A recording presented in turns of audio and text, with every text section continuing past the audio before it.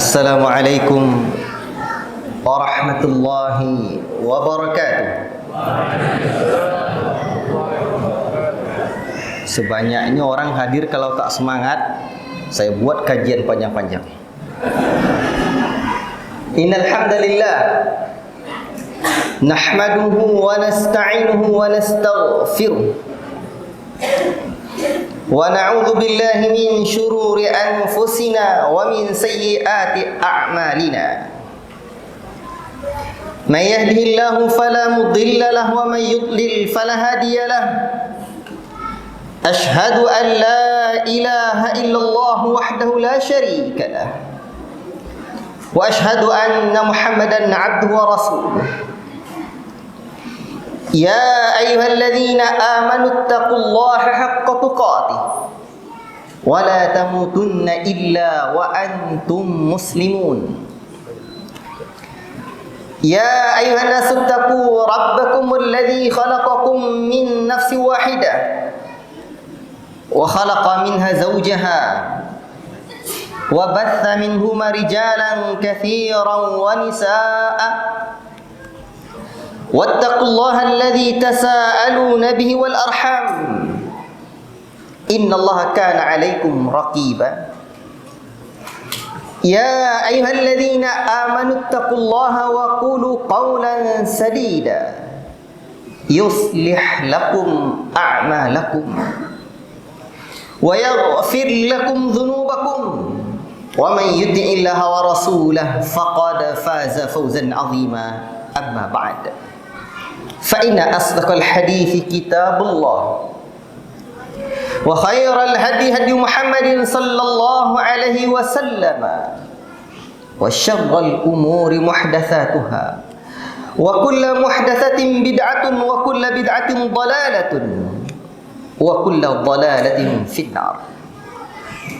Ayyuhal ikhwah, bapak-bapak yang saya muliakan, ibu-ibu yang dirahmati oleh Allah Subhanahu wa taala, besar tak saya sebut gelar, kecil tak saya sebut nama, karena memang belum tahu. Kalau tahu bolehlah saya sebut. Namun yang jelas, inna akramakum 'indallahi atqakum. Orang yang paling mulia di antara kalian di sisi Allah adalah orang yang paling bertakwa. Dan punca takwa itu at-taqwa hahuna, kata Nabi. Takwa letaknya di hati, belum mengisyaratkan ke dadanya. Namun akan ada sifat-sifat orang-orang yang disebut dengan muttaqin, orang yang mengamalkan ketakwaan, dan akan tampak. Dan orang yang paling bertakwa di alam jagat raya ini adalah baginda tercinta sallallahu alaihi wasallam. Ini atqakum wa akhsyakum lillah. Saya adalah orang yang paling bertakwa di antara kalian kepada Allah Rabbuna Jalla fi'ula. Tak apa-apa kalau mati lampu, Pak. Cuman sayang ibu-ibu tak dengar, itu aja. Yang paling penting jangan mati hati. Berarti kita tunggu dulu, Ustaz, ya. Kalau tunggu, alhamdulillah. Baik. Ikhwati fillah, barakallahu fikum. Kalau tidak hidup terpaksa pakai mubalik nanti lagi. Saya bicara-bicara, Bapak sambung ke belakang. Ikhwati fillah, barakallahu fikum. Orang yang paling bertakwa di alam jagat raya ini adalah baginda Nabi sallallahu alaihi wasallam. Nabi telah katakan, afwan, jangan ke saya, ke sana aja, ke jemaah aja. Nabi sallallahu alaihi wasallam telah kabarkan, telah kasih tahu kita bahwa beliau adalah orang yang paling bertakwa di kalangan umat ini. La ilaha illallah. Dan orang yang paling kenal dengan Allah, yang paling dekat dengan Allah Subhanahu wa taala adalah Nabi sallallahu alaihi wasallam. Makanya dahulu ada beberapa orang sahabat Nabi sallallahu alaihi wasallam bertanya tentang amalan-amalan Nabi sallallahu alaihi wasallam, dan mereka memandang amalan Nabi santai saja, biasa saja. Yang satu mengatakan, ya betul, Nabi ini dosa-dosanya yang telah berlalu diampuni, dan dosa-dosa yang akan datang juga diampuni. Ini 3 orang datang kepada Nabi kepada istri Nabi sallallahu alaihi wasallam dalam riwayat Bukhari. Ja'a thalathatu rahtin ila buyuti azwajin Nabi sallallahu alaihi wasallam yas'aluna an ibadatin Nabi sallallahu alaihi wasallam falamma akhbaru ka'annahum taqalluha. Manakala telah dikabarkan oleh istri Nabi sallallahu alaihi wasallam, seakan mereka memandang masih sedikitnya amalan itu, dan mereka ingin banyak. Faqalu wa aina nahnu minan nabi sallallahu alaihi wasallam, di mana posisi kita dibandingkan dengan Nabi sallallahu alaihi wasallam? Qad ghufira lahu ma taqaddama min dhanbihi wa ma ta'akhkhar, dosa-dosanya yang telah berlalu dan yang akan datang diampuni. Qala ahaduhum, salah seorang dari mereka berkata, amma ana fa inni usalli laila abadan, saya nanti akan salat malam selama-lamanya, terus menerus salat malam, tak istirahat. Wa qala akhar, yang satu lagi ngomong, ana asumud dahra walam uftir. Saya akan berpuasa terus menerus dan saya tidak akan berbuka-buka. Wa qala akhar, yang satu lagi ngomong, ana a'tazilun nisa, saya akan menjauhi wanita. Fala atazawwaju abadan, dan saya tak akan kawin. Dia tak nak kawin. Coba lihat. Sementara Nabi sallallahu alaihi wasallam nikah, bahkan istri beliau lebih banyak dari umat ini dibolehkan, lebih dari 9 istri beliau. Faja'a Rasulullah sallallahu alaihi wasallam, datanglah baginda tercinta berkata kepada beliau, ja'a ilaihim, datang kepada mereka. Faja'a sallallahu alaihi wasallam ilaihim, antumul ladzi qultum kada wa kada, kalian kata tadi yang ngomong begini dan begitu tuh. Amma wallah, demi Allah, inni la akhsyakum lillahi wa atqakum lahu, saya adalah orang yang paling takut kepada Allah, orang yang paling bertakwa kepada Allah.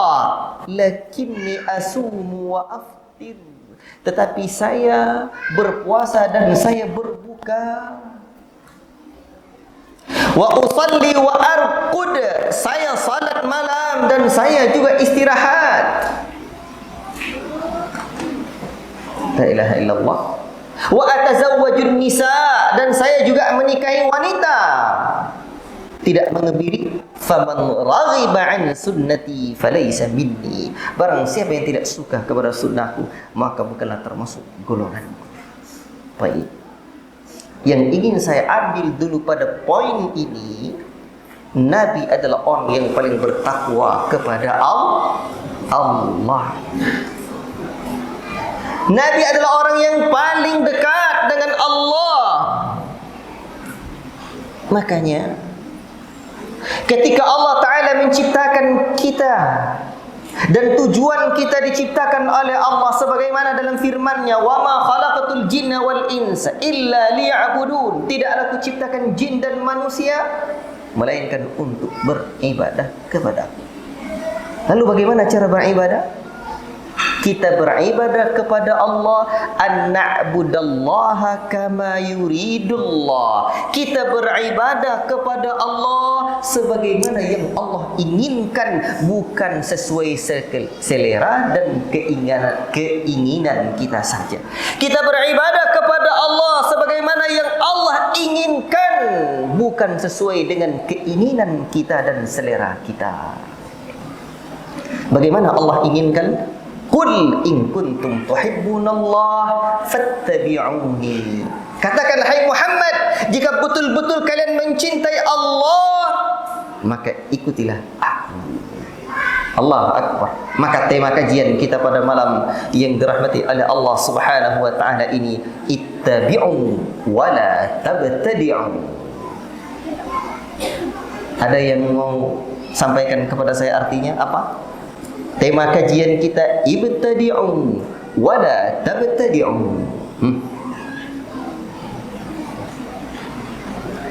Kalau di sini judulnya ittiba, jangan ibtida. Apa artinya tuh? Itu bahasa Arab. Bahasa Arab Melayunya apa? Awak Arab juga, tapi Melayu. Lumayan juga tuh. Tapi tak pandai lagi nulis Arab Melayu. Ini masalah. Baik. Apa artinya? Tafadhal, silakan. Atau dikasih stimulus dulu, baru mau menjawab. Mungkin kasih hadiah apa? Kalau saya hadiahnya, saya nikahkan sama santriwati nanti. Baik. Ikhwati fillah, silakan. Itu baru semangat dia. Yang mudah-mudah, ittabi'u wa la tabtadi'u. Sambungannya faqad kufitum. Ini asal sahabat Nabi sallallahu alaihi wasallam. Apa artinya? Ikuti dan jangan buat perkara-perkara yang baru. Sungguh kamu telah tercukupi. Cukup. Allahu akbar. Ikhwati fillah, barakallahu fikum.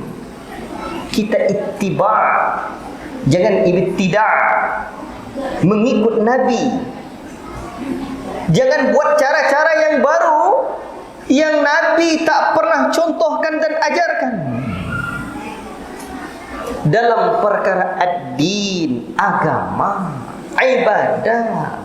Karena kita berbicara tentang ibadah dan Nabi tidak membawa dunia. Kuntum a'lamu bi umuri dunyakum. Kalian lebih tahu tentang urusan dunia kalian. Cuma Nabi mengajarkan bagaimana menyikapi dunia. Itu betul tuh. Ikhwati fillah, barakallahu fiikum. Berarti ittiba', jangan ibtida'. Sahabat-sahabat semua yang saya cintai karena Allah Subhanahu wa taala. Sesungguhnya Allah Subhanahu wa taala menyuruh kita untuk berittiba' kepada Nabi.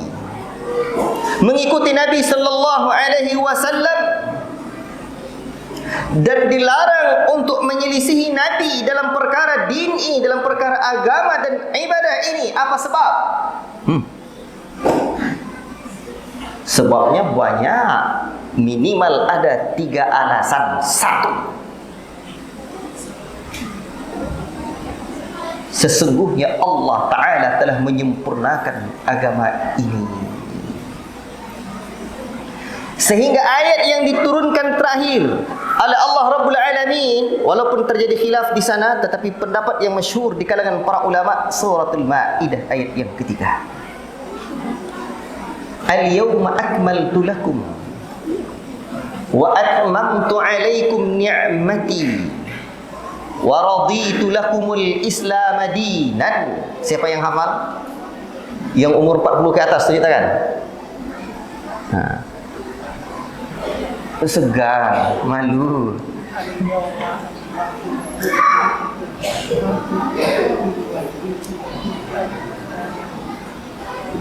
Al-yawma akmaltu lakum. Sedikit lagi Pak. Al-yawma akmaltu lakum. Al-yawma akmaltu lakum wa atmamtu alaikum ni'mati wa raditu lakumul Islam dinan. Ahsantum. Hafal-hafal Pak. Dah lama. Dah berapa lama ngaji Pak? Dah berapa lama ngaji Pak? Oh, alhamdulillah dah lama, dah 10 tahun. Tapi ayat yang satu pun tak hafal yang berkaitan dengan manhaj. Tapi katanya dia salafi. Itu namanya salafi. Bukan salafi, salah makhraj itu. Salafi je kaji, orang daurah-daurah pula. Orang hadir kajian-kajian pula. Dia kajian pula dia. Orang tabligh akbar, dia tabligh akbar pula. Itu namanya ikut-ikutan doang. Berarti pak turut kalau jadi datuk, datuk turut. Kalau jadi nenek, nenek turut. Bahaya tu. Kita perlu ittiba'. Belajar dengan serius, perlahan, ada kata-kata kunci. Dan kajian kita ini adalah berkaitan dengan manhaj Ahlus Sunnati wal Jamaah. Ini penting. Sebelum saya lanjutkan uraian ayat tadi, ini penting. Sebab kajian tentang akidah dan manhaj adalah urgent, prinsip untuk menjadi seorang Ahlus Sunnati wal Jamaah. Sebab betapa banyak di akhir zaman orang-orang yang pemahamannya keliru, bahkan juga menyampaikan hadis, bahkan disebut dengan ahli hadis, namun walaupun diambil dari air yang jernih, air mata air yang jernih, walaupun sumbernya dari air yang sangat jernih, bahkan dari mata airnya, dari telaga yang sangat bening, segar, tapi kalau wadahnya sudah berkarat, pipanya sudah kotor pula, yang keluar juga karat dan kotor. Walaupun yang disampaikannya adalah hadis, walaupun dia disebut sebagai ahli hadis, sejatinya makna dan kandungan yang disampaikannya hadas dan dia adalah ahli hadas. Kenapa? Karena wadahnya berkarat dan pipanya kotor. Itulah perumpamaan sederhana manhaj Ahlus Sunnati wal Jamaah. Makanya ngaji manhaj pentingkan, utamakan. Kita harus hikmah Ustaz, bab lain. So ada dua hal yang harus kita jaga. Satu, memegang teguh prinsip akidah dan manhaj Ahlus Sunnati wal Jamaah. Yang kedua, hikmah dalam berdakwah dan bergaul di tengah masyarakat yang majmuk itu. Tapi tidak mengorbankan manhaj dan keyakinan prinsip. Jangan atas nama hikmah dalam berdakwah dan berbaur di tengah masyarakat dikorbankan prinsip manhaj. Tapi juga dengan sebaliknya, atas nama manhaj dikorbankan hikmah dalam berdakwah. Dari mana kita dapatkan kekokohan atau sikap istiqamah dalam manhaj? Ngaji, talaqi yang benar. Makanya dalam At-Tauhid Awalan Ya Du'atul Islam, Syekh Muhammad Nasiruddin Al-Albani menyebutkan tentang pentingnya talaqi kitab akidah min kulli jawanibnya, dari semua sisinya. Bahkan beliau menyebutkan berdasarkan pengalaman saya, kadang ada orang yang telah menisbatkan diri kepada salafi juga, tetapi manakala datang Mu'tazilah gaya baru, Jahmiyah dan konco-konco areknya, dan dia disampaikan syubhat tentang istiwa Allah, akhirnya dia pun terkena syubhat itu. Apa sebab? Sebab ini yang perlu digarisbawahi. Fa innahu lam yatanaqqil aqidata sahihata min kulli jawanibiha. Saya ingat saya demikian lafaz Syekh Muhammad Nasiruddin Al-Albani. Silakan dilihat lagi di At-Tauhid Awalan Ya Du'atul Islam. Kata beliau, sebab dia tidak bertalaqi, tidak belajar berguru dengan serius akidah Ahlus Sunnah wal Jamaah dari semua sisinya. Lama mengaji, iya. Celana cingkrang, oh mantap. Jenggot panjang, dah lama. Tapi, gayanya masih gaya ngaji konser. Orang banyak datang, orang sedikit ngaji sedikit tak ngaji. Makanya kalau ustaz di sini kalau ngaji kitab hadir. Ini tabligh akbar aja hadir. Allahul musta'an. Baik. Ini sekarang masuk kita ke sini. Kenapa kita mengikuti Nabi sallallahu alaihi wasallam? Karena sesungguhnya Allah telah menyempurnakan agama ini. Makanya dahulu Imam Malik rahimahullahu ta'ala, siapa beliau? Gurunya Al-Imam Asy-Syafi'i rahimahullahu ta'ala, man ibtada'a bid'atan yara annaha hasanatan faqad za'ama anna Muhammadan khana ar-risalah. Barang siapa yang berbuat bid'ah dan dia menganggapnya bahwa perbuatan itu adalah perbuatan baik, faqad za'ama anna Muhammadan khana ar-risalah, sungguhnya dia telah mengklaim Nabi Muhammad sallallahu alaihi wasallam telah mengkhianati kerasulannya. La ilaha illallah. Apa sebab? Imam Malik pun telah menyebutkan dalilnya dan beliau bawakan ayat ini. Sesungguhnya Allah telah menyempurnakan agama ini. Al-yawma, pada hari ini, pada hari Jumaat di Haji Wada, telah aku sempurnakan untuk kalian agama kalian. Telah aku sempurnakan agama kalian, telah aku sempurnakan nikmatku untuk kalian, dan aku telah ridha Islam sebagai agama untuk kalian. Coba garis bawahi, minimal ada beberapa catatan dalam ayat yang mulia ini. Satu, Islam ini agama yang sempurna. Dua, yang menyempurnakannya bukan Muhammad bin Abdullah, tapi Allah, zat yang maha sempurna. Yang ketiga, untuk kita. Itu nak kita terima? La ilaha illallah. Kalau ada orang Pak Haji ditawarnya kita, dek katanya, ada anak saya, satu dia hafiz Quran, alhamdulillah dek, dia cantik, akhlaknya baik, tak pernah mantah maknya, di rumah rajin menyapu.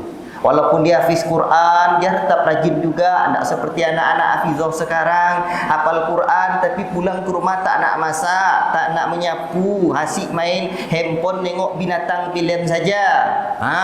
Bak apa? Bak katak lepas dari tempurung.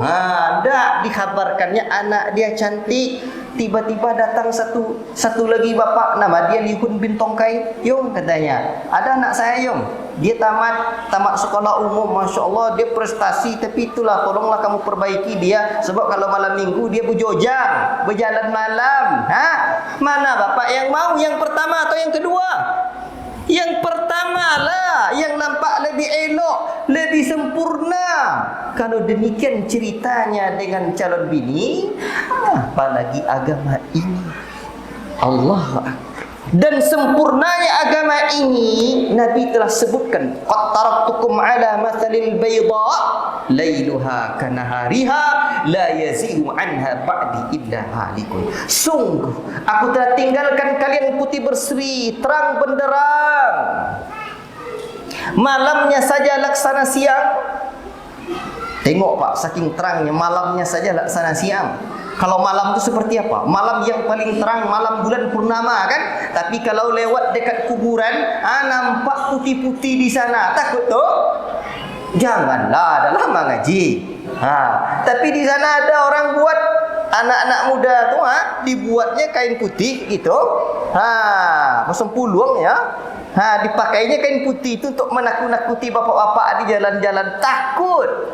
La ilaha illallah. Itu maknanya, seperti apapun terangnya malam, masih terlihat gelap dan tegak juga bulu roma. Tapi kalau dah lama ngaji, dah panjang jenggot, jangan lagi. Itu dia. Kalau ada jin datang bawa dia ngaji, yuk ngaji kita Firdaus sana ada. Itu caranya. Baik. Tapi Nabi sudah sebutkan bahawa agama ini terang, malamnya saja laksana siang. Tidak ada yang menyimpang dari agama yang terang ini illa halikun, melainkan dia akan binasa. Makanya dulu Umar bin Abdul Aziz pernah menyebutkan, idza ra'aita man yatanajawna fi dinihi fa'lam annahu ala ta'sifi dalalatin. Jika kamu tengok ada orang yang berbisik-bisik dalam cerita agamanya, ngaji mesti 4 mata. Tak boleh banyak mata, 4 mata. Kalau perlu dibawa pula pisau sebilah, benang putih, hitam dan merah. Dibawa pula Yang berderak-derak tu, berderak-derak tu, uang 100,000. Nanti ngajinya tengah-tengah malam. Fa'lam annahu ala ta'sisi dhalalatin. Ketahuilah orang yang seperti itu tengah membangun kesesatan. Ngaji kita terang, nyata, kecuali bab-bab tertentu yang dan level-level keilmuan tertentu. Tapi terbuka untuk umat. Allahu Akbar. Sempurna agama ini. Lebih sempurna dari bulan purnama. Tidakkah kita ambil yang sempurna ini? La ilaha illallah. Dan yang menyempurnakannya Allah, bukan Nabi. Maka Nabi saja tak berani membuat syariat. Nabi tak berani. Kerana agama ini datang dari Allah Rabbul Alamin. Bukan Nabi yang buat. Nabi Rasul Allah Ta'ala, pesuruh Allah. Allahu Akbar. Itu alasan yang pertama. Alasan yang kedua, kenapa agama ini, dalam beragama ini kita mesti mengikuti Nabi? Sebab Allah Ta'ala telah menjadikan Nabi sebagai suri tauladan yang sempurna untuk kita. Apa ayatnya, Pak? Laqad kana lakum fi Rasulillahi uswatun hasanah. Sungguh adalah pada diri Rasulullah SAW bagi kalian sebagai uswatun hasanah, suri tauladan yang sempurna. Ajib. Kita hidup ni butuh idola, butuh ada orang yang kita contoh. Nabi SAW sempurna sebagai suri tauladan. Maka siapapun yang ingin mendidik dirinya, mendidik anak-anaknya atau muridnya, maka guru terbaiknya adalah Nabi SAW. Dan Nabi SAW suri tauladan kita. Allah dah sebut. Yang lain tak ada jaminan.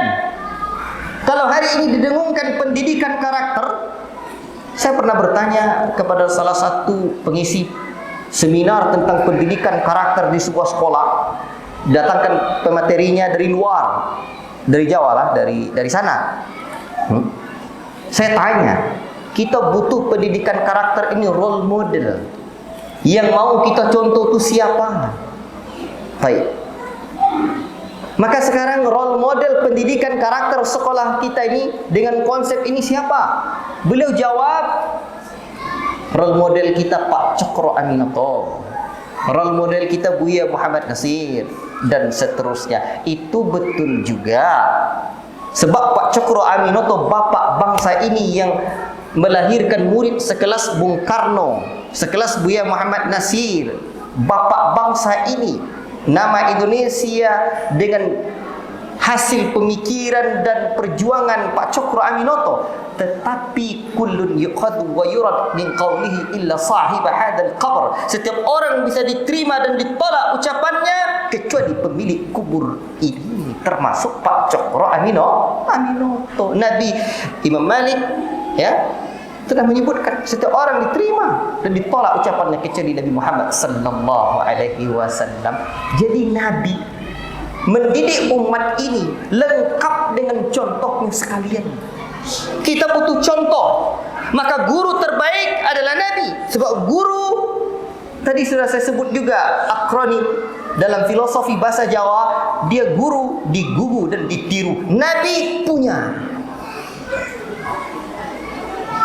Orang barat saja, orang kafir saja sekelas Michael Hart menulis buku 100 tokoh berpengaruh dunia, ia letakkan Muhammad bin Abdullah nomor 1. Dunia ni butuh sosok seperti Muhammad. Dah ada, Nabi kita sendirilah. Makanya pantas sepanjang sejarah peradaban manusia, peradaban Islam adalah peradaban yang gemilang dan terbilang. Belum pernah ada peradaban lain menyamai peradaban Islam, kemakmuran dan keindahannya. Lihat bagaimana Islam ketika berada di bumi Andalusia. Allah Akbar. Saya kira azan dulu ya. Tafadhal. Barakallahu fiikum. Baik. Ikhwati fillah, barakallahu fiikum. Kita sampai jam berapa? Kita sepakati dulu. Kalau lebih sikit nanti tak apa-apa, tapi kasih dulu garis finishnya. Nanti payah nak berhenti. Sampai jam berapa? Ada yang bilang jam 8. Nah, kita ambil pertengahan nanti. Kalau begitu tengok kondisi penumpang saja. Nanti supir berhenti kalau penumpangnya sudah kasih kode. Baik, ikhwati fillah, barakallahu fikum. Nabi sallallahu alaihi wasallam suri tauladan yang sempurna untuk kita ikuti. Ajib. Silakan cari. Mau konsep hidup mana yang ada lengkap sekalian dengan role modelnya, contoh suri tauladannya. Makanya kalau dalam dunia pendidikan, Pak, mau konsep pendidikan apapun, tidak ada yang lebih tinggi ketimbang pendidikan akhlak, pendidikan adab. Sebab lengkap. Allahu Akbar. Dulu ada pendidikan di negeri ini, konsep pendidikan moral Pancasila. Apa namanya? PMP. Kita bukan dalam rangka mengkritik pemerintah, tapi dalam rangka menunjukkan bahwa konsep pendidikan Islam jauh lebih tinggi. Sekarang, kalau dalam pendidikan karakter, katakanlah PMP, katakanlah pendidikan karakter yang berkembang sekarang, yang paling berkarakter, yang paling Pancasilais siapa? Kalau Nabi menyebutkan innama bu'istu liutammima makarimal akhlaq, sesungguhnya aku diutus oleh Allah untuk menyempurnakan akhlak manusia ini, dan ternyata Nabi mencontohkan, Nabi adalah role modelnya. Dan pendidikan akhlak mulia ini, pendidikan adab, sebagaimana generasi salaf, mereka mengutamakan adab sebelum ilmu. Dan ternyata komprehensif, lengkap. Tadi saya bilang ada kitab Nadratun Naim, akhlak mulia 200, akhlak tercela 161, seingat saya. Luar biasa. Cuman kadang ada orang, yang paling penting adab, tapi dia tidak bermanhaj, itu syubhat. Orang yang beradab adalah orang yang bermanhaj. Orang yang bermanhaj yang betul dan mengamalkannya pasti beradab. Sebab ruang lingkup adab lengkap. Sebab adab itu ada urutannya. Adab kepada Allah, adab kepada Nabi. Dan yang sedang kita bahas adalah adab kepada Nabi. Orang tidak disebut beradab kalau doyan mengamalkan dan membuat perkara-perkara yang baru dalam agama yang disebut dengan bid'ah. Itu Nabi sebut. Berarti dia bukan orang yang beradab. Belum lagi adab kepada para sahabat, adab kepada para ulama. Ini kadang ketika dai-dai sunnah menyampaikan bahwa para ulama berbeda pendapat. Pendapat A begini, pendapat B begitu. Pendapat yang paling kuat adalah pendapat A. Pendapat ulama ini lemah. Nanti ada lagi yang bilang kurang adab kepada para ulama. Allahul musta'an. Yang seperti itu justru malah kurang adab kepada Nabi, kurang adab kepada para sahabat, bahkan kurang adab kepada Allah. Karena Allah sudah menyebutkan, fa in tanaza'tum fi syai'in farudduhu ila Allah wa rasul. Jika kalian berbeda dalam suatu pendapat, maka kembalikan kepada Allah dan Rasulnya. Adab. Jadi generasi salaf adalah generasi paling beradab. Orang-orang yang mengikuti salaf seharusnya adalah orang yang paling beradab. Nah, ini kadang-kadang ini orang salafi kurang adab. Ilmu tentang adab tu dudukkan dulu, kalau tidak terduduk kita. Ikhwati fillah, barakallahu fiikum. Jadi Nabi suri tauladan yang sempurna. Dan Nabi sudah sampaikan semuanya agama ini. Maka yang pertama tadi sempurna, la ilaha illallah. sampai-sampai disebutkan oleh Nabi, ma baqiya syai'un yuqarribu minal jannah wa yubaidu minan nar illa waqad buyyina lakum. Tidak ada perkara yang mendekatkan kalian ke sorga dan yang menjauhkan kalian dari neraka, melainkan sungguh telah diterangkan dalam riwayat Bukhari. La ilaha illallah. Bahkan Pak, saking agama ini telah sempurna disampaikan oleh Nabi, apa kata Abu Dzar Al-Ghifari radhiyallahu taala anhu, tarakana Rasulullah sallallahu alaihi wasallam wa ma ta'irun yuqallibu janahaihi fil hawa illa wa huwa yadhkuru lana minhu ilmun. La ilaha illallah. Apa kata beliau? Rasul meninggalkan kita. Tidaklah ada satu burung yang terbang di angkasa pun melainkan Rasul telah sebutkan kepada kita ilmunya. Berarti ilmu burung terbang tuh. Mau cari ilmu burung terbang, Pak? Nabi sudah ajarkan ilmu burung terbang. Mau? Apa ilmunya? Ada yang mau tahu? Hah? Ma yumsikuhunna illa Rahman. Dalam surat apa itu? Hah? Al-Mulk. Tidaklah burung itu bisa terbang mengepak-ngepakkan sayapnya melainkan dengan rahmatnya Zat yang Maha Rahman. Berarti itulah ilmunya burung terbang. Jangan cari pula ilmu terbang nanti. Allahul musta'an. Taib. Agama ini sempurna. Nabi suri tauladan yang sempurna. La ilaha illallah. Dan Nabi itu seorang manusia, bukan malaikat. Maka dari semua sisi kehidupannya bisa kita contoh. Beliau sebagai seorang guru, murid-muridnya tengoklah para sahabat. Umat butuh apa? Nabi tinggalkan kader di kota Nabi, di kota Madinah Al-Munawwarah. Makanya Nabi menyebutkan khairul qurun qarni, thumma alladhina yalunahum, thumma alladhina yalunahum. Sebaik-baik generasi adalah generasiku. Kemudian satu kurun setelahnya, kemudian satu kurun lagi setelahnya. Itulah orang yang terbaik di kalangan umat ini. Apa sebab? Yang baik itu di hulu, betul enggak? Yang airnya jernih, yang segar. Ikannya pula mungkin jinak, udaranya Masya Allah, nikmat sekali untuk kita hirup. Kalau tidak percaya Bapak, ayo pergi kelipat kain, saya bawa ke kampung saya di hulu sana. Saya sering masuk ke pelosok-pelosok. Saya ni cuma ada di kampung dan pedalaman. Ya, kampung saya namanya Ludai. Kalau dibuat kepanjangannya Pak, luar daerah Indonesia, tidak masuk sinyal Telkomsel. Tapi masih dalam wilayah Provinsi Riau. Itu intermezzo ya tu. Di sana sejuk. Jadi air yang sejuk itu, air yang bersih itu di hulu, bukan di muara. Kalau di muara sudahlah keruh, banyak gabuknya. Tahu gabuk apa?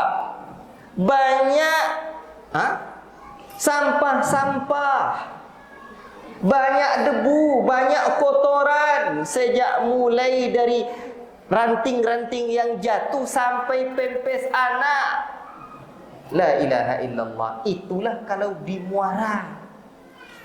Ini kalau ada di ujung-ujung tuh keliru sikit Pak. Jadi kalau kita ambil di ujung-ujung sana, tengoklah nanti subur tuh. Subur di ujung tuh namanya tanah apa? Tanah delta ya. Subur dia kalau ada di ujung-ujung tuh. Bertumbuh banyak tumbuh-tumbuhan. Itulah negeri kita nih. Subur. Sebab tak ambil yang di hulunya. Apapun masuk aliran sesat, la ilaha illallah, banyak kali di MUI itu tuh yang terdaftar tuh mau Ahmadiyah lah, mau ajaran Ahmad Musaddiq lah, Alia Eden. Eden itu masuk subur. Inilah Indonesia Raya. Baik. Ikhwati fillah, barakallahu fikum. Maka kalau mau yang jernih ke hulu. Kalau mau pemahaman agama yang bersih, murni dan jernih, ke hulu. Mana hulu agama ini? Para sahabat. Allahu Akbar. Baik. Itu alasan yang kedua. Pertama, Allah telah sempurnakan agama ini di tangan Nabi sallallahu alaihi wasallam. Dua, Nabi suri tauladan yang sempurna.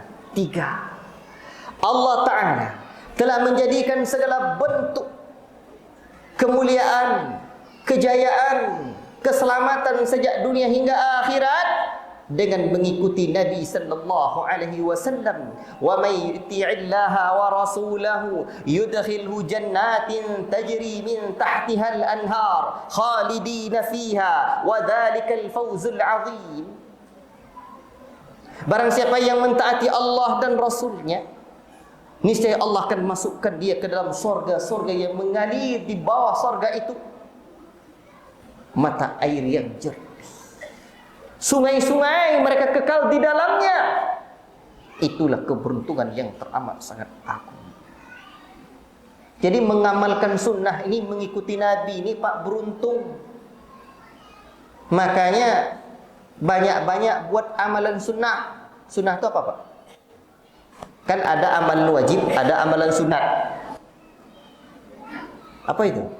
Biasanya didefinisikan amalan sunat itu apa?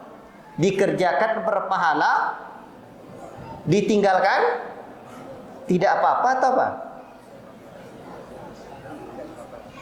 Yang tepat Pak, dikerjakan berpahala, ditinggalkan rugi besar. Betul nggak tuh? Sekarang kita buat contoh. Ada orang kerja dia berdagang, sikit-sikit berdagang sebab dia orang Padang, pandai dagang. Itu dia. Kemana-mana pikirannya dagang. Nah, tiba-tiba dia sudah punya harta, uangnya dah banyak, lahannya dah banyak. Orang buat pasar ramai di sana, banyak orang. Dia punya lahan persis di pasar itu. Tapi dia punya lahan lain lagi 1 kilo dari pasar. Sekarang kalau didefinisikan sunnah itu atau amalan sunat itu, ditinggalkan berpahala, dikerjakan berpahala, ditinggalkan tidak apa-apa. Coba kita analogikan dengan ini. Dia buka kedai dekat pasar atau dekat yang 1 kilo dari pasar tadi. Kalau dia buat yang dekat pasar ni, dapat untung besar. Banyak orang yang beli sebab berdagang tu di tempat yang ramai. Berarti kalau dia tinggalkan, apa tu? Walaupun dia punya tempat di sana lagi, tapi dia rugi besar. Sepakat? Tu perlu duduk mengaji sikit, ulang lagi, Kalau hanya dikerjakan berpahala, ditinggalkan tak apa-apa, ayolah kan tak apa-apa, cuma sunat. Itulah. La ilaha illallah. Tak semua sunat itu nanti juga tidak apa-apa. Cobalah anak tak ada sunat, mau orang terima jadi menantu dia nanti? Tak. Berarti tidak semua sunat juga tak apa-apa. Makanya makna sunnah di sini dikerjakan. Yang mengikuti sunnah Nabi ini ada yang wajib, ada yang tidak. Yang tidak wajibnya pun dikerjakan berpahala, ditinggalkan rugi besar. Camkan itu Pak. Nanti pulang ke rumah, kalau orang rumah tak pergi, bilang ke orang rumah, Dek katanya sunnah ini dikerjakan berpahala, ditinggalkan rugi besar. Bang ada satu lagi sunnah belum kerjakan Dek. Mudah-mudahan tak dapat tidur nanti malam. Jangan gitulah Bu, kalau dah lama mengaji ni. Baik. Jadi Allah Ta'ala menjadikan segala bentuk kemuliaan dengan mengikuti Nabi. Sorga. Cita-cita kita yang paling tinggi adalah sorga. Allahu Akbar. Maka segala bentuk letih, capek, cacian, hinaan, makian dengan mengamalkan sunnah yang akan berbuah sorga ni, jangan pedulikan. Apa kata Al-Imam Al-Auza'i rahimahullahu ta'ala, alaika bi athari man salaf wa in rafadukan nas wa iyyaka wa ara'ir rijal wa in zakhrafuhu laka bil qawl. Apa kata beliau? Pegang teguh oleh kalian prinsip generasi salaf. Salaf bukan salaf. Kalau salap pakai nosip ujungnya, itu obat gatal, obat kurap. Kalau salaf, obat kurap juga, tapi kurapnya bukan di kulit, di hati, di pikiran dan amalan. Obatnya itu juga salaf. Tapi makhrajnya tepat, ujung gigi atas bertemu dengan bibir bagian bawah. Itu baru tepat makhrajnya, salaf. Kalau tidak nanti diplesetkannya, kalian ni orang salafi katanya. Salafi aja kaji kalian katanya. Yang kayak tadi saya bilang juga. Itu namanya salafi. Yang kayak tadi itu dah lama ngaji tak ngerti manhaj salafi namanya, bukan salafi. Salafi pengikut generasi salaf, banyak ngajinya, serius ngajinya. Jadi jangan jadi salafi, tapi jadilah salafi. Itu bahasa Arab tuh, bahasa Arab Melayunya pengikut generasi salaf. Ikhwati fillah, barakallahu fikum. Pegang teguh sunnah Nabi, kata Imam Al-Auza'i. Sekalipun mereka wa in rafadokan nas, mereka mencelam, menghardikmu, jangan pedulikan. Tapi jangan dibuat-buat pula biar orang nak menghardik kita aja. Kadang kita begitu pula. Kan katanya Ustaz, bada'al islamu wariban wa sayaudu wariban kama bada'a fatuba lil ghuraba. Awal Islam itu asalnya, awal Islam itu datangnya asing dan akan menjadi asing di akhir zaman. Bahagialah orang-orang asing ketika itu. Akhirnya dia pun mengasing-asingkan diri. Tak tepatlah tu. Sebelum mengaji dia pribadi yang simpatik, ramah dengan masyarakat. Begitu jenggot panjang, celana cingkrang, eksklusif, tak tegur sapa lagi. Sebab seakan-akan semua orang rasanya ahlul bid'ah, ahlul syirik. Dia dulu kerja dia banyak berbuat syirik, tobat. Seakan dia sendiri ahlul tauhid, orang lain ahlul syirik. Dulu dia banyak buat bid'ah, overdosis. Begitu dia dapat hidayah, seakan dia sendiri ahlul sunnah, semua orang ahlul bid'ah. Jangan begitu, itu namanya salafi juga, bukan salafi. Tapi berada di atas sunnah ini dengan baik. Namun orang juga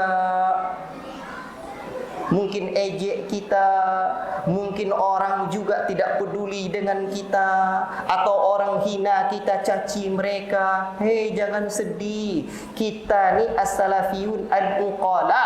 Orang salafi ni orang-orang cerdas. Kita rajin ngaji.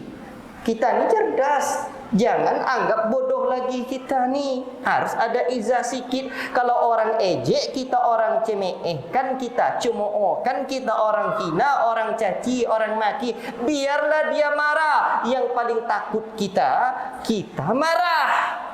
Tuh. Kalau kita marah, apa ya tuh? Biarlah orang marah dia. Sampai kapan dia marah? Kita tidak marah, ada sama dia elok. Jadinya kita. Ada orang khutbah dia di sana, di masjid desa saya tuh, dari A sampai Z khutbah dia tuh nyebut saya aja kerjanya, nama saya aja yang tidak disebutnya. Dakwah kita semuanya sebutnya. Ada yang panas, datanglah tanya, datang saya. Begitu saya datang, ada saya cerita-cerita khutbah tadi. Biarlah dia kayak gitu marah sama saya. Saya seiring sejalan dengan dia, saya tidak bawa kendaraan. Jalan saya bareng-barengan dengan dia, cerita-cerita lah kami, jalan rumah kami sama arah jalannya, cerita-cerita. Tidak peduli saya. Saya tidak takut sama dia. Yang paling takut saya bukan orang marah, saya marah baru takut saya. Kalau masih takut orang juga baru marah, belum sampai kajinya tuh. Itu dia. Kata bahasa mereka belum sampai makomnya. Jadi kita marah tuh yang takut. Tidak berapa lama setelah itu agak melembe, agak lunak dia. Ada yang dengar bilang khutbahnya udah mulai, rujukannya mulai nyunah juga Ustaz katanya. Walaupun tak kemana-mana juga, tapi jadi juga lah. Kalau benda keras ni Pak dilantingkan, mantul dia. Coba benda keras sampai dinding pelanting dia. Tapi kalau benda lembut lengket dia situ. Betul tuh? Makanya yang paling penting itu adalah istiqamah di atas sunnah. Baik kita sama orang, jangan pedulikan. Kadang orang di daerah-daerah ni kadang kita ni sudahlah cerdas tapi tak ngerti bahwa kita cerdas. Biarlah orang kayak gitu. Tapi Ustaz, dibilangnya isteri saya teroris, dibilangnya saya ni kebanjiran. Biarlah kayak gitu dia. Kita mungkin kalau belum dapat hidayah lebih parah pula dari dia. Dan sebaliknya, kalau dah dapat hidayah dia, ya ikhwan, boleh jadi nanti lebih mantap dia mengamalkan sunnah dari kita. Sampai. Makanya biasa saja orang kayak gitu, tak peduli kita. Kan pribadi kita ini diinjaknya, dihinanya, dicaci makinya, tak apa-apa. Kita orang cerdas. Itulah dia, mati kartu dia nanti tu. Barakallahu fikum. Kalau begitu, wa in rafadukan nas, pegang teguh sunnah, walaupun orang mencelam, jangan pedulikan. Tapi Ustaz, dah kelewatan kali seperti apa dulu kelewatannya kita dulu introspeksi diri. Tapi ini panjang kaji ini. Ini materinya menghantarkan dakwah sunnah dengan hikmah. Tak di sini ada waktunya. Kalau ada sumur di ladang, boleh menumpang mandi. Kalau ada umur sama panjang, boleh kita berjumpa lagi. Tak sempat. Baik. Ikhwati fillah, barakallahu fikum. Dan kata Al-Imam Al-Auza'i lagi, wa iyyaka wa ara'ir rijal. Jauhi oleh kalian pendapat-pendapat yang baru dalam agama ni. Wa in zakhrafuhu laka bil qaul, sekalipun mereka menghiasi dengan perkataan yang indah. Kerana kadang-kadang yang begitu-begitu Pak, banyak pengikutnya, banyak pula uangnya, elok dipandang, nikmat terasa, tapi berada di atas kebatilan. Jangan ikuti. Wa in tuti' aktsara man fil ardh, jika kamu ikuti kebanyakan manusia di bumi ini tidak berada di atas al-haq, idilluka an sabilillah, kamu akan tersesat dari jalan Allah. Jauh. Tapi kadang orang bilang kita yang baru-baru tu, baru dia lihat, iya, tapi baru pemahamannya tidak. Ikhwati fillah, barakallahu fikum. Jadi segala bentuk kemuliaan kita upayakan dengan mengamalkan sunnah Nabi ini. Dan sebaliknya tadi, segala bentuk kehinaan kita baru di alasan yang ketiga. Alasan ketiga kenapa mengikuti Nabi, ya, dan dilarang menyelisihi Nabi. Satu, karena agama telah disempurnakan Allah dengan mengutus Nabi akhir zaman. Kedua, Nabi sebagai sosok tauladan yang sempurna. Ketiga, segala bentuk kemuliaan, kejayaan, keselamatan dunia akhirat dengan mengikuti Nabi. Dan segala bentuk kehinaan, malapetaka, sejak dunia hingga akhirat dengan menyelisihi Nabi sallallahu alaihi wasallam. Apa kata Allah dalam sambungan ayat ini? Dalam surah An-Nisa yang tadi ayat yang ke-13, ini ayat yang ke-14. Kata Allah Rabbul Alamin, kata Allah Rabbul Alamin, wa may ya'sillaha wa rasulahu wa yata'adda hududahu yudkhilhu naran khalidan fiha wa lahu 'adzabun muhin. Barang siapa yang mendurhakai Allah dan Rasulnya, dan dia melampaui batasan Allah, niscaya Allah akan masukkan ia ke dalam neraka. Dia kekal di dalamnya, dia mendapatkan azab yang menghinakan. La ilaha illallah. Maka siapapun yang menyelisih sunnah ini, Pak, dia adalah orang-orang yang hina. Walaupun mereka mengklaim bahwa mereka adalah orang-orang yang mulia, dan itulah klaim, akan senantiasa ada. Bahkan disebutnya malah Ahlussunnah golongan-golongan yang menyimpang, dilabeli Ahlussunnah dengan label-label yang tidak baik. Tetapi amalan mereka adalah amalan yang menyelisih Nabi, alias bid'ah. Yang nyebut bid'ah itu bukan kita, Nabi. Bahkan Nabi sebutkan kullu bid'atun dhalalah, setiap bid'ah itu sesat.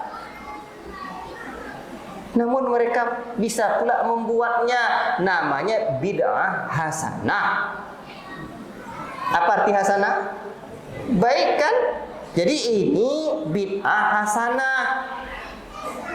Mereka berarti mengakui kan amalannya bid'ah hasanah.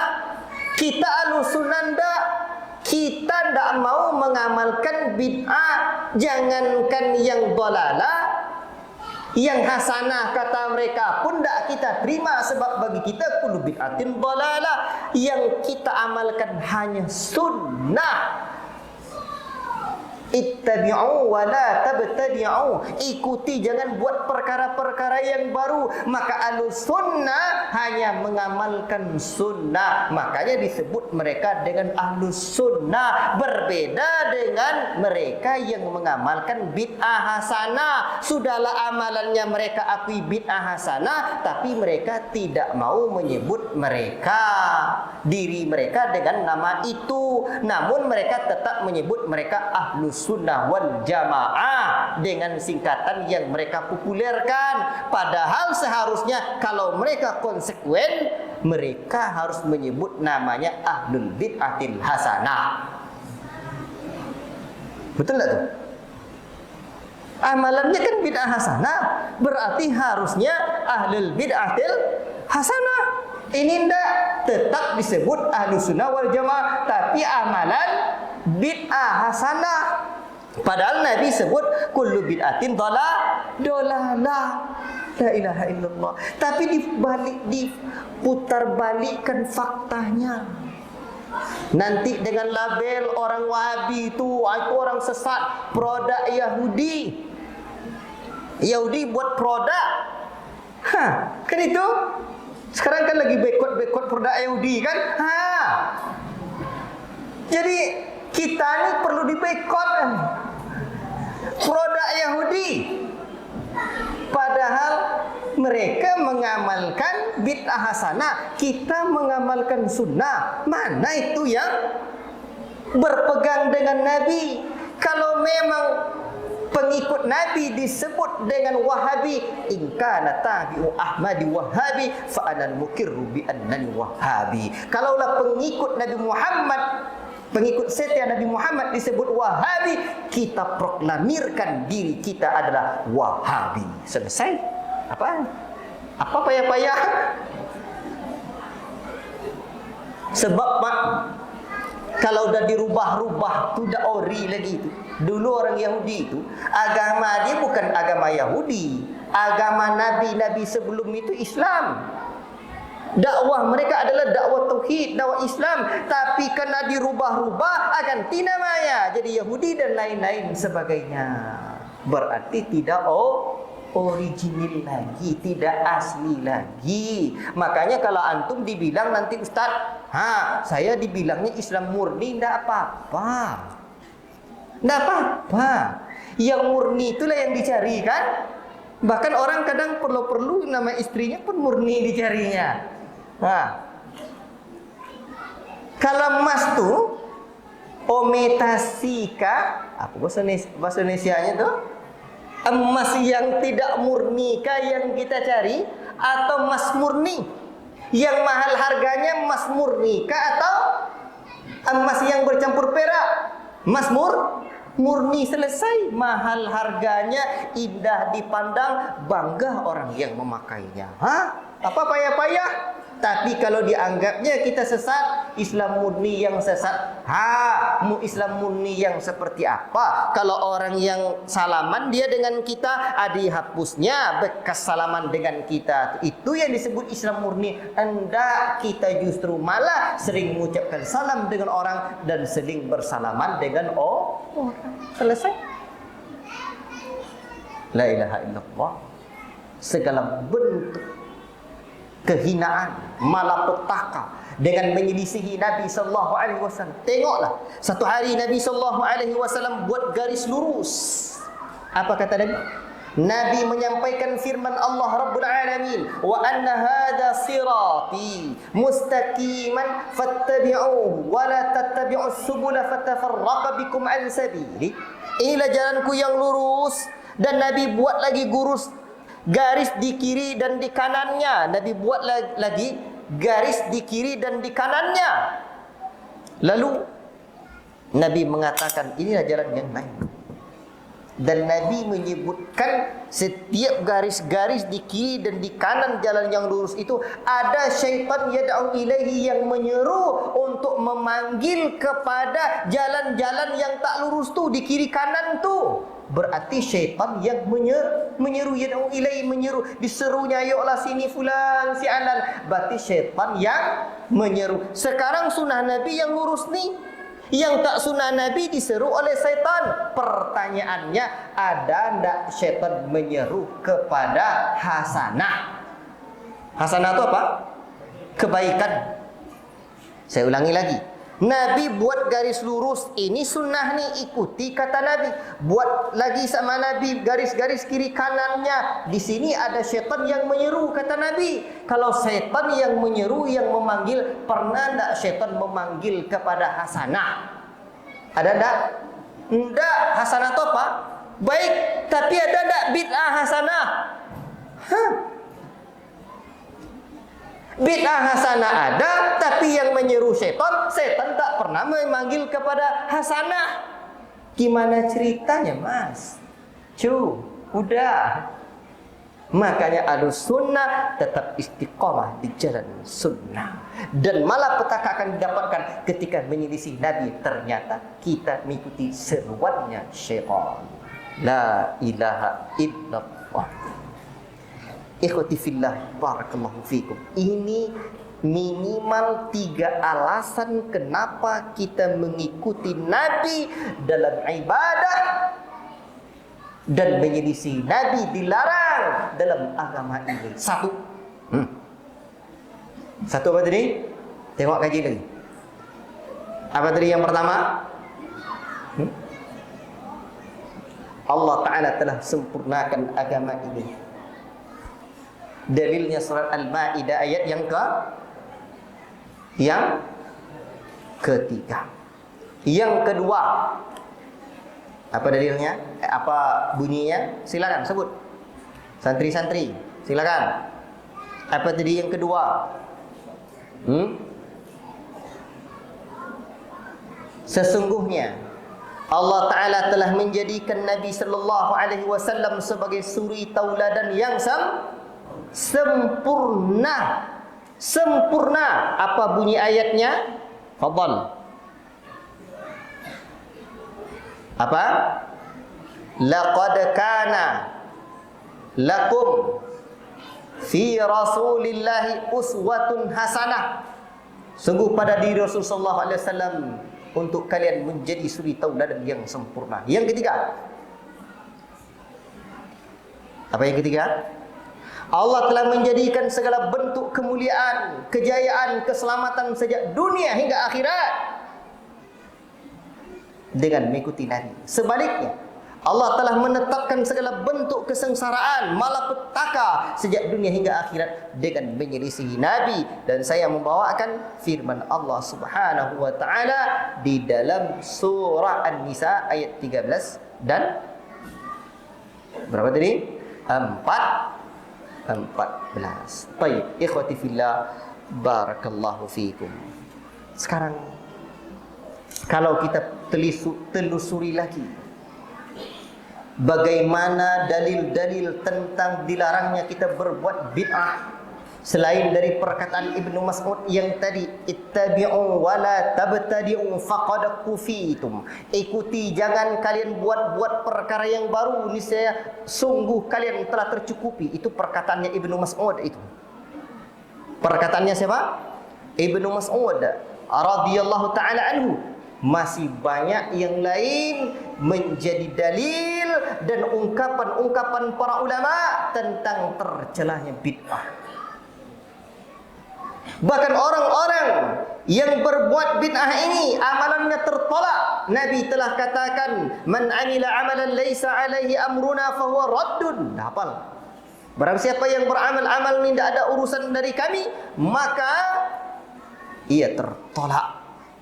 Dan Nabi sallallahu alaihi wasallam senantiasa mengulang-ulang dalam khutbatul hajahnya, amma ba'd fa inna khairal hadithi kitabullah wa khairal hadi hadi Muhammadin sallallahu alaihi wasallam wa syarral umuri muhdatsatuha wa kullu muhdatsatin bid'atun wa kullu bid'atin dhalalatun wa kullu dhalalatin finnar.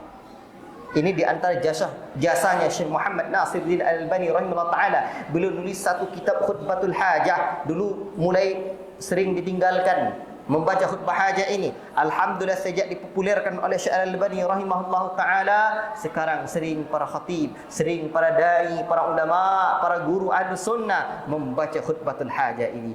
Apa kata Nabi? Amma ba'd.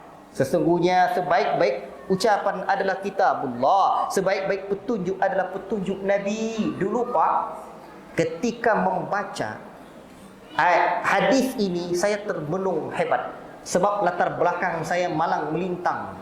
Saya di pondok ini, kemudian di jamaah ini, kemudian di organisasi-organisasi firqah-firqah. Bayangkan sampai mulai dari kesyirikan, kebid'ahan dan lain sebagainya. Guru dukun saya tak kurang dari 14 orang. Kalau bapak anak mau belajar ilmu bunuh orang, mau pelet orang, datang nanti ke tempat saya nginap. Bawa uang 1 juta jadilah. Nanti saya ajarkan kebatinannya. Itu pula. Itu intermezzo saja, jangan pula diiyakan. Jadi ketika saya membaca hadis Nabi ini, Pak, dulu saya masih berzikir menggunakan selain jari. Bahkan semakin kencang amalannya kan, itu amalan saya. Dulu. Amal zikir Allah. Itu masih bergerak tuh. Dia zikirnya adalah gerak yang tak digerakkan. So zikir itu ada 3, ada tingkatannya. Ada 4 ya. Ada zikir syariat, zikir tariqat, zikir hakikat, zikir ma'rifat. Zikir syariat tu la ilaha illallah. Zikir apa? Syariat, tariqat, zikir tariqat, Allah. Zikir ma'rifat, zikir hakikat, ya Allah. Zikir ma'rifat, hu ya hu. Itu pula katanya. Semakin kencang zikirnya, gerak dia ada geraknya nih. Di mana tempatnya? Ada tempatnya nanti itu di badan kita nih. Makanya dia gerak dia. Sebab itu zikir gerak. Itulah zikir yang tak dizikirkan gerak, yang tak digerakkan lagi. Maka gerak sendiri dia nanti. Gerak gitu dia. Dia di dalam tu dada, dia di jantungnya. Kalau tepatnya 2 jari di bawah puting susu sebelah kiri katanya. Situ dia Allah. Nanti pindah sebelah sini, naik ke atas, balik sini, naik ke atas lagi. Ke bubun, langsung kulul jasad, semua darah yang setetes rambut yang saya lay mengucap Allah. Ini pula katanya. Cuman begini saja, jangan marah dulu sama saya siapa yang dengar kajian ini. Beginilah, sepanjang atau tidak salah sebut sepanjang, sependek yang saya tahu, ilmu saya ini terbatas. Dulu saya mengamalkan yang seperti itu, tapi saya tinggalkan. Apa sebab? Saya baca hadis ini sebaik-baik petunjuk Nabi. Mikir saya, seandainya tak disebut wa syarrul umur muhdatsatuhanya, sejelek-jelek perkara adalah mengada-ngadanya. Yang pertama tu aja saya dah mulai mikir, sebaik-baik petunjuk Nabi. Nabi tak buat begitu. Udahlah saya ikut Nabi sajalah. Sebab saya belum jumpai lagi ada hadisnya yang sahih, yang Nabi ngajarkan amalan atau zikir yang seperti itu. Begini ajalah. Kalau ada kawan-kawan yang ngamarkan itu, dengarkan kajian saya baik di rekamannya atau di mana-mana. Beginilah. Nanti kalau ada bapak-bapak, kawan-kawan jumpa hadisnya satu, jadilah bahwa Nabi mengamalkan zikir Allah yang seperti tadi sehingga bergerak-gerak badan seperti itu. Nanti sampaikan kepada saya ini hadisnya tapi sahih. Nanti insyaallah taala saya kasih hadiah tanda berterima kasih telah mengajari saya 1 huruf. Nanti saya hargai insyaallah 100.000 perak. 100.000 rupiah nanti saya kasih hadiah. Nanti tahu saya Telepon saya, kalau perlu catat nomor handphone saya 0852 2727 0277. Perlu diulang lagi 0852 2727 0277. Perlu 3 kali 0852 2727 0277. Nanti tanda terima kasih saya, insyaallah saya kasih hadiah satu hurufnya, satu huruf bukan satu katanya. Saya kasih nanti hadiah 100.000 rupiah. Kalau ada, tapi sahih ya. Jangan dibuat-buat la aslalahu. Yang tak ada asalnya. Silakanlah nanti atau sampaikanlah sama siapa yang bapak tahu nanti ya. Kasih tahu, telepon saya nanti. Nomor handphone dah saya sebut 3 kali. Baik, ikhwati fillah, barakallahu fikum. Wa syarrul umur muhdatsatuha. Ini lebih bahaya.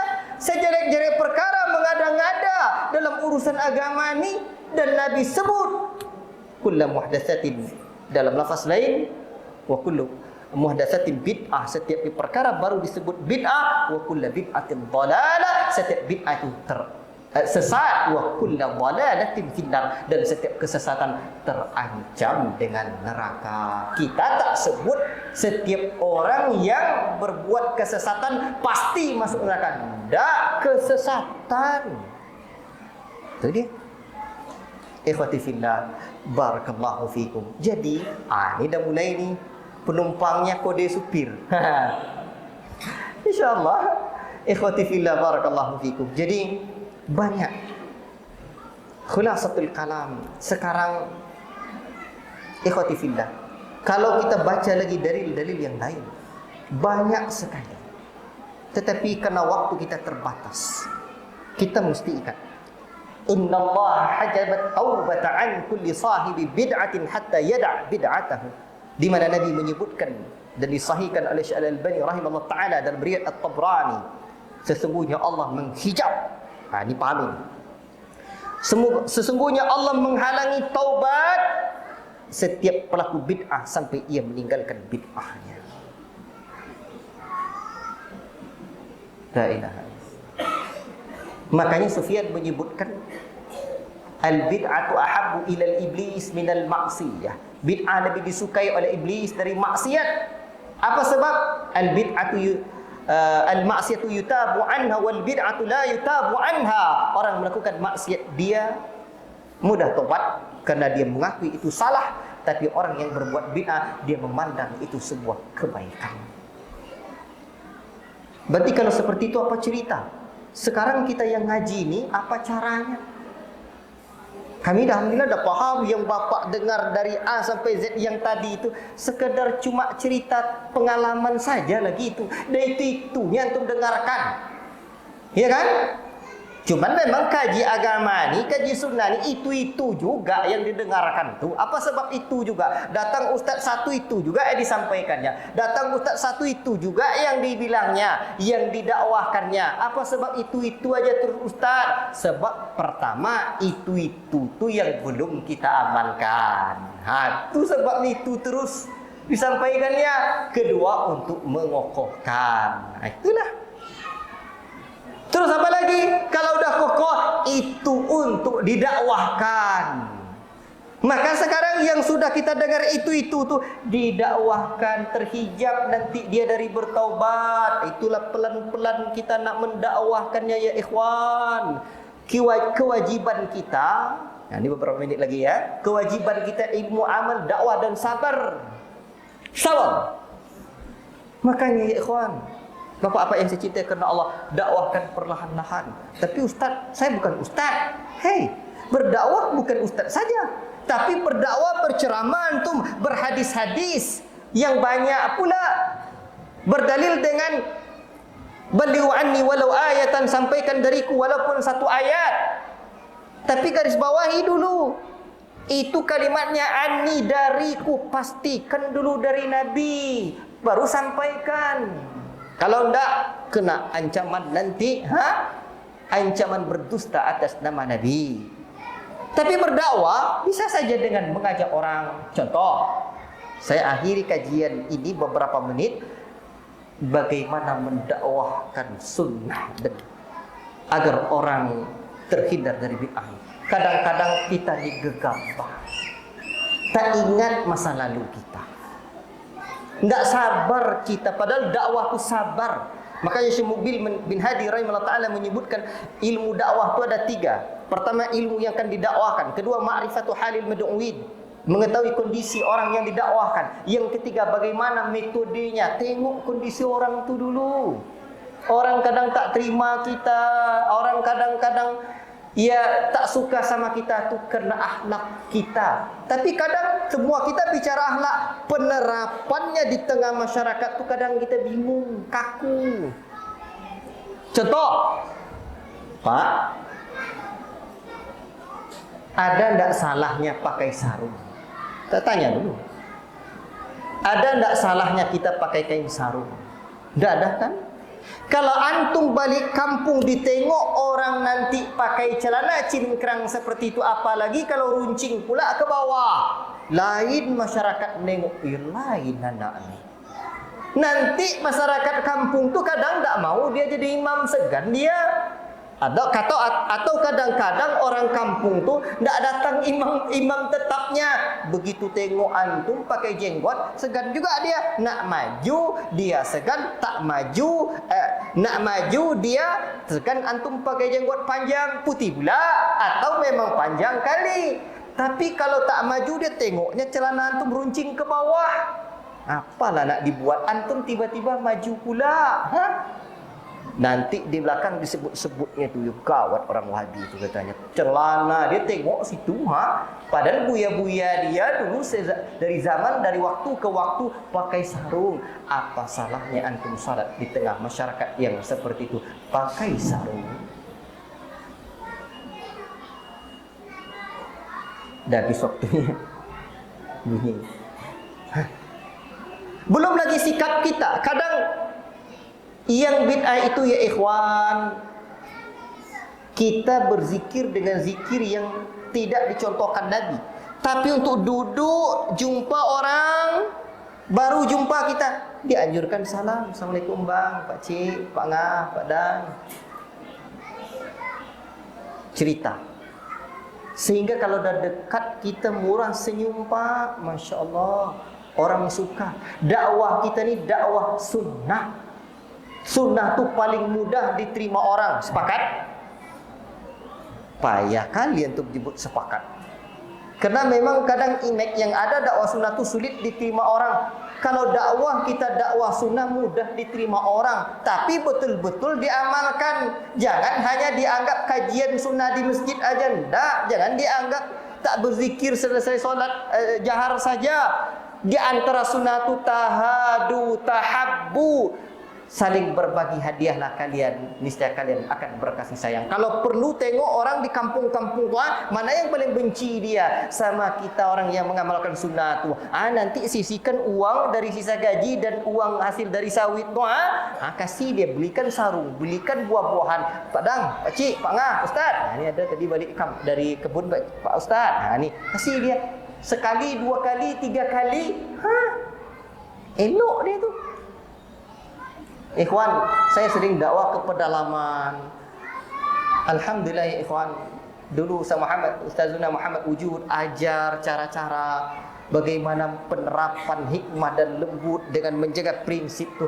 Manakala saya pulang, Masya Allah, kita coba, ternyata betul. Ya ikhwan, ada saya ceramah satu tempat, itu masjid Salafi tapi jauh di belakang, depan rumah dia masjid besar. Dia bilang sama saya, pengurus tu, itu ada dedengkot, jemaah ini, orang ini paling benci sama kita dakwah salaf ni. Siang tu saya salat zuhur, senang disebutnya orang yang paling benci itu orang besar sorbannya di masjid ni katanya. Maklumlah Bapak, akhirnya saya ambil pula kain sorban tu, saya buat sorban. Boleh tak pakai kain sorban? Boleh kan? Sebuat sorban. Nanti masuk masjid tu saya tengok orang paling besar pula sorbannya. Duduk saya dekat dia. Saya sampai sekarang masih lebih menguatkan, meyakini pendapat yang tahrik ketika tasyahud. Ya? Tetapi ketika itu saya tak tahrik, tak menggerak-gerakkan jari. Sebab fatwa Syekhul Islam Ibnu Taimiyah dan para ulama lainnya meninggalkan satu yang jelas keutamaannya kerana khawatir nanti terjadi permasalahan yang besar mudaratnya. Boleh untuk ditinggalkan. Saya tinggalkan. Ternyata solat saya diperhatikan dari A sampai Z. Setelah selesai ngaji, Pak Ustaz, kasih bayan sikit Ustaz, katanya. Disuruhnya saya ceramah. Saya berdiri duduk, mau ketawa saya, Pak. Sebab ikhwan-ikhwan kita yang ngaji-ngaji salafi, yang ikhwan-ikhwan kita bilang itu dedengkotnya. Tapi dedengkotnya tuh yang nyuruh saya ceramah. Tuh Pak. Kadang nih kita nih perlu gentleman. Kita ni orang gentleman nama itu, cerdas. Barakallahu fikum, lain kalilah untuk pembahasan ini. Makanya pembahasan besok pagi sebenarnya di mana tuh? Di apa? Marabungoy, bukan belum Bangkok tuh. Subuh esok kemuliaan akhlak Nabi. Insyaallah taala. Itu pembahasannya itu. Ada yang mengikut saya besok jam 4. Tengok saya. Baik. Dan terakhir, karena ini dah 8:30. Tadi saya sampaikan Ustaz, ya, alhamdulillah di sana kita ada pondok pesantren, bukan gedung pesantren. Alhamdulillah. Sekarang sudah ada berapa tempat, sudah 4 lipat kain, 1 di Pekanbaru masih dipinjam, kemudian 2 di pedalaman, ya. Dan alhamdulillah yang 1 yang pondok pertama yang itu di tempat saya berdomisili, itu programnya Salafiyah, Salafiyah Depak. Yang kedua SMPIT, itu udah cukup besar lahannya, dan itu yang 2 itu yang udah besar. Ada yang ketiga lagi udah mulai bangun masjid sekarang, tapi programnya masih paket, ya. Yang selebihnya masih mengikut yang pertama atau program-program kaderisasi. Tapi ada satu program di yang tempat yang ke-7, ada sahabat dan murid saya Ustaz Jafran Abu Rumaison, beliau udah dari Yaman kemarin, beliau yang di sana sekarang. Ini nak kami kembangkan untuk buat program kaderisasi. Tapi program kaderisasi pola kami ini namanya program kaderisasi dai kampung dan pedalaman. Yang saya cari sebaiknya anak-anak yang sudah tamat SMA ataupun tak tamat SMA, seusia itulah. Jadi ada 2 program saya. 1, nanti saya kirim dulu di pedalaman. Nanti setelah belajar kirim ke pedalaman, tengok akhlak dan karakter dia di pedalaman itu. Lulus di pedalaman, insya Allah kami hantar ke Yaman. Kenapa Yaman Ustaz? Karena medannya berat. Nanti kalau tempat lain, tempatnya ber-AC, pakai spring bed, setiap bulan digaji, nanti dah terbiasa mewah, payah berdakwah di kampung. Kaderisasi kita dakwah kampung dan pedalaman. Sebab di Talang Mamak sana saya jumpai itu paling ujung itu hanya satu keluarga yang Islam, itu pun berdagang pula. Sekarang di sana pula lagi tinggal istrinya, semuanya orang kafir, orang tak beragama Islam. Tapi belasan tahun yang lalu sudah datang pendeta dan mengkristenkan KTP mereka. Bayangkan itu. Kalah kita di Pulau Penyalai sana, saya jumpai 2018, ya, itu saya jumpai seorang ibu punya 2 suami. Kalah antum dibuatnya, antum baru 1 istri. Dia 2 suami, tinggal serumah. Jangankan rumahnya beda kamar, dinding kamarnya tak ada, dinding rumahnya tak ada, tapi tinggal bersama 2 suami. Tak habis pikir saya bagaimana keseharian dan pergaulannya. Tapi itulah. Namun alhamdulillah, belakangan saya ke sana lagi, suami pertamanya sudah jelas dah Islam. Dulu tu dah Islam juga, tapi baru-baru.